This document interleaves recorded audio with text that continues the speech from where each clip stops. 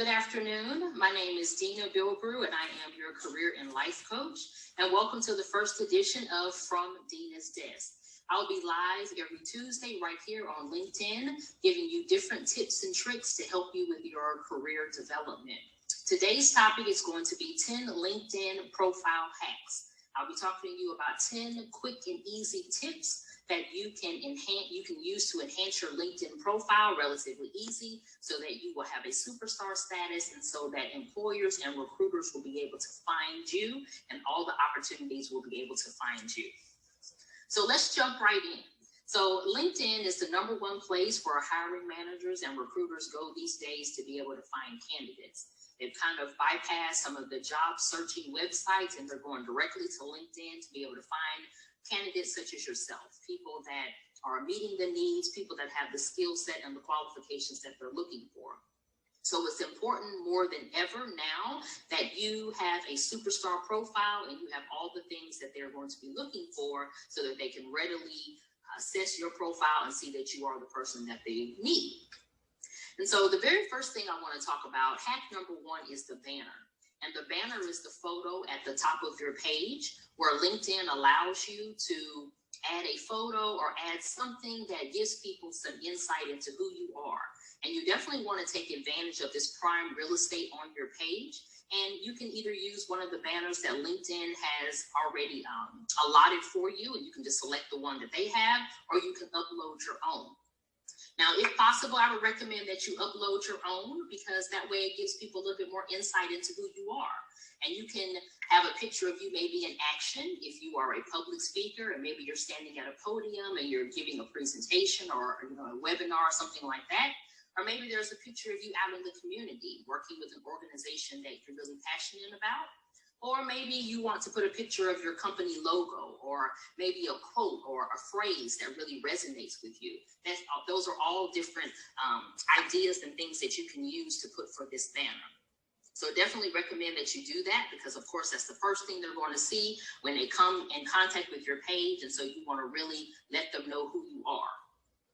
And so the second thing that I would recommend is for your name. Now, this is something that people think is a no-brainer, but with your name, you want to think about that as well because that's part of your personal image, right? That's part of your personal brand. Your name is your name and your name is attached to you, so readily it becomes a part of your personal brand.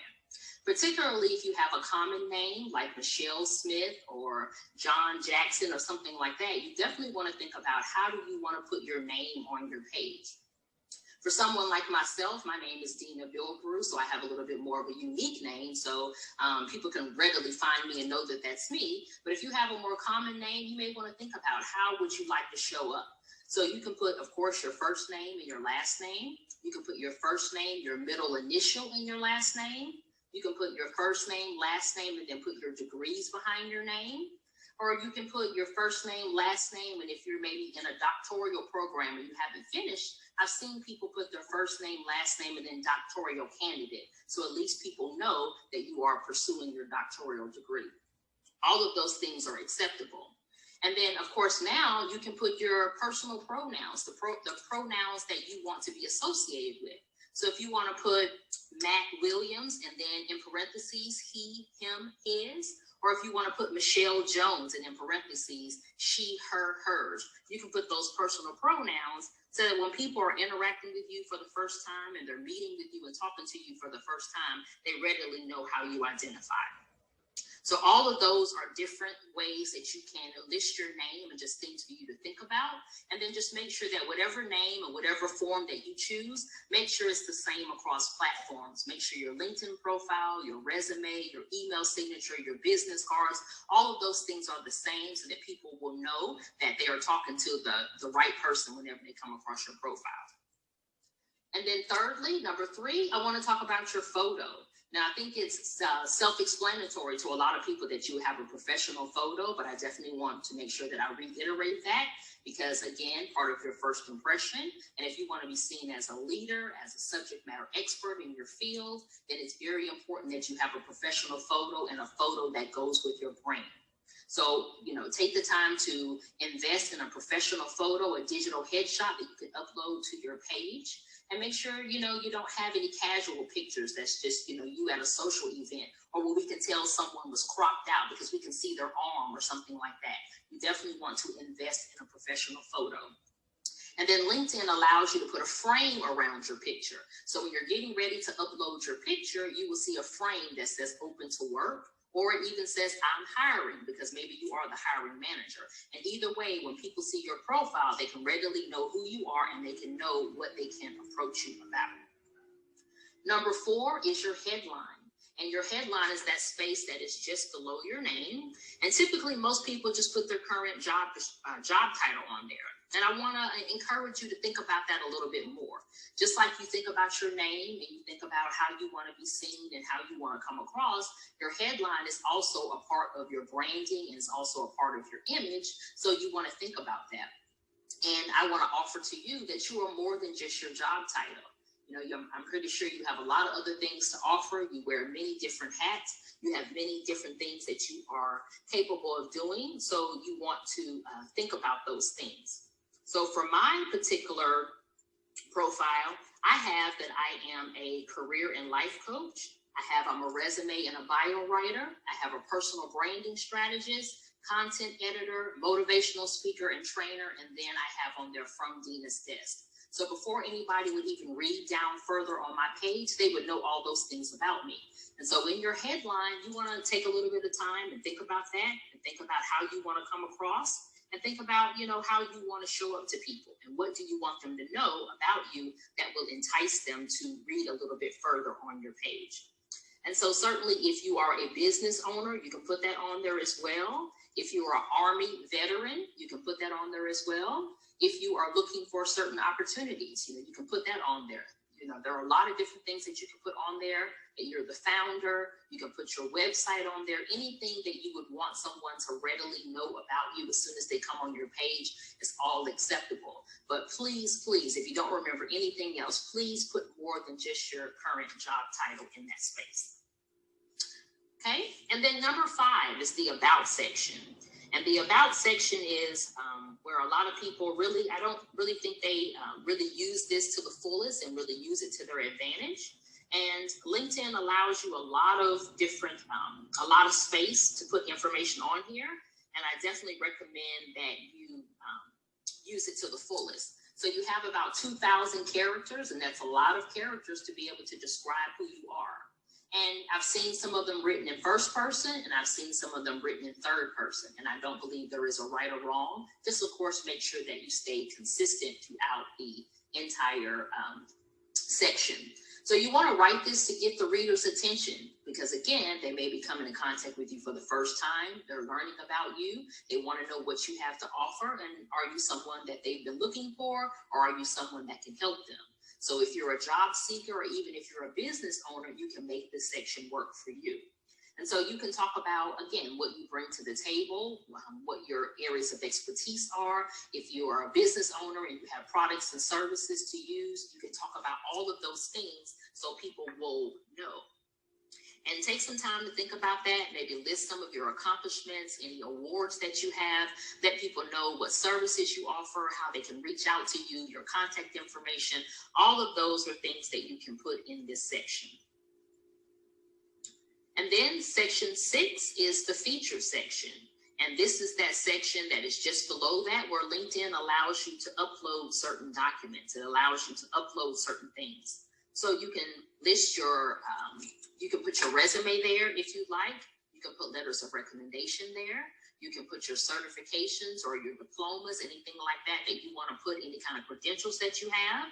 You can also upload if you were on a podcast, if you have a presentation that you did, anything like that. LinkedIn allows you to, they allow you to upload a lot of different media in that particular space. So I definitely recommend that you do that.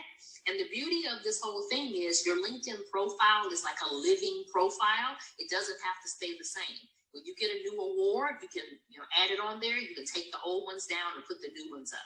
You can always change your headline. You can always change your picture. You can change your background. You can change a lot of different things whenever you feel like you want to enhance your personal brand or you want to highlight more of the newer accomplishments that you have. So with the featured section, that's a great way for you to list some of the things that you've done, some of your accomplishments. Like I said, letters of recommendation, your resume, your cover letter, your website. If you had a speaking engagement, there was a flyer that you were on, any of those things to kind of let people know some of your accomplishments and who you are as a professional. And then number 7 is your experience. Now, when it comes to the experience section, for the most part, they're looking for consistency between your LinkedIn profile and your resume. They're looking for you to be consistent. So, you want to make sure that whatever jobs you have or whatever positions that you have on your resume, you also have on your LinkedIn profile. And you want to make sure that there's not too many discrepancies.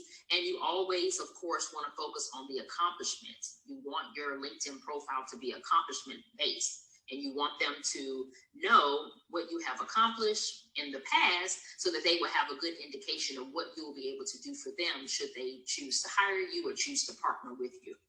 So take the time to upload your information. Make sure it is speaking to your accomplishment, not just listing your daily duties. List the impressive things. What will impress someone if they are looking at your profile?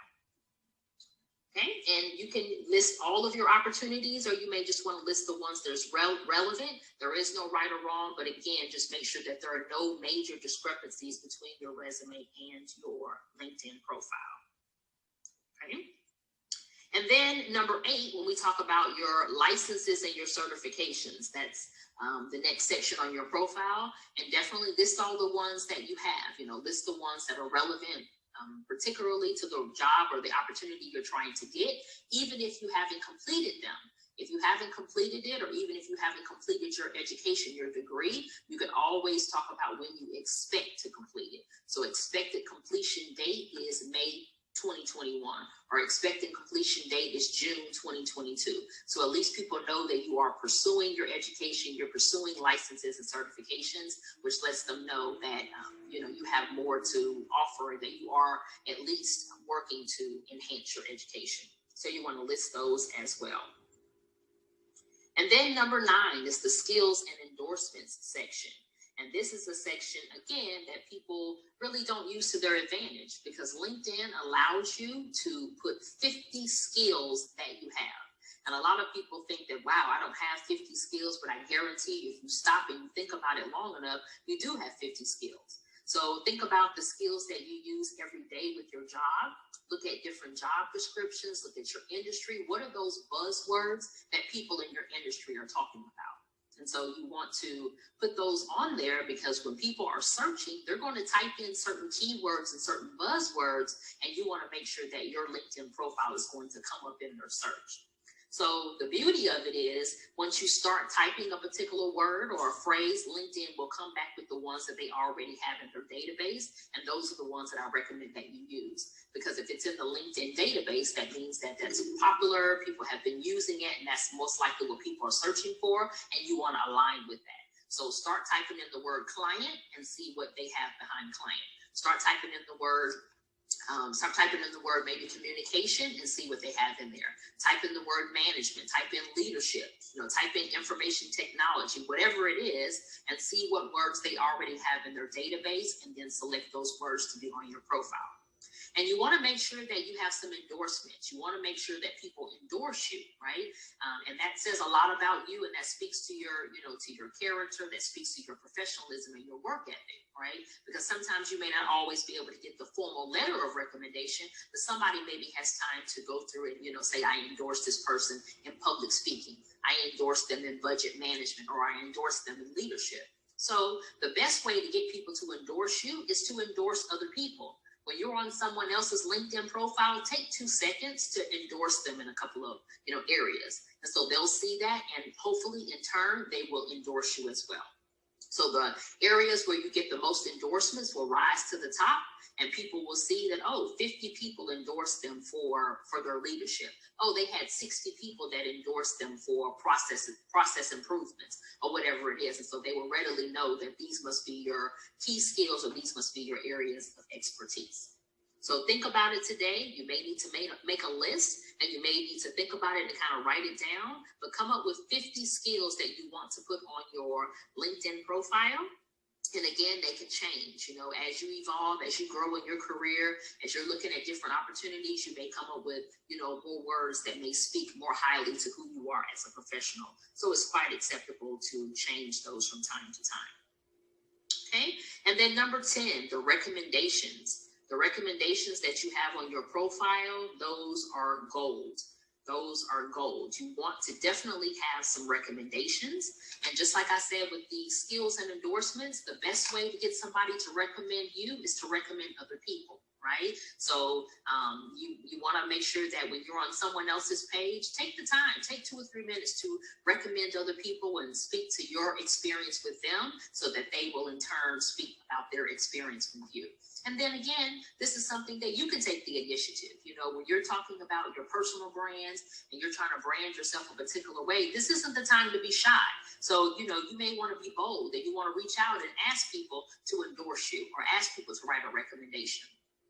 And you can ask them to write a recommendation for you in a particular, from a particular angle. Maybe you want them to talk about your management. One person, you may want them to talk about that. One person, you may want them to talk about your community partnerships. And one person, you may want them, to talk about your client relations or stakeholder relations. You can ask people to write a recommendation for you, and it's quite acceptable for you to ask them what angle to take. So you want to have at least three recommendations on the rule of thumb, particularly if you're someone who has 15, 20 years of experience, it should be no problem for you to find 3 people who can write a recommendation for you. And definitely if you're in leadership and you're someone who's managed a lot of people, you've interacted with a lot of internal and external stakeholders, it shouldn't be a problem for someone to write a letter of recommendation or to recommend you on your profile. So it could be a supervisor, it could be a colleague, it could be a professor, it could be a classmate, it can be a client, it can be somebody in a professional organization that you're in. There are a number of people who can write recommendations for you. Anybody who you've interacted with for probably at least a year or so, who's really been able to interact with you for a length of time to be able to tell what kind of professional you are, what your character is, and what you bring to the table. So those are the 10 LinkedIn profile hacks that I wanted to share with you today. And I'm sure that, this information was helpful for you. I certainly hope it was helpful for you. And I definitely would love to hear your comments and give me some feedback on how you think that this information was helpful and how you can enhance your profile. And definitely, like I said, I'll be here on Tuesdays, 12 o'clock Eastern Standard Time. So I'm always open to any ideas that you will have. And, send me a message. I'd love to hear from you. Thank you so much. Have a good day. Bye-bye.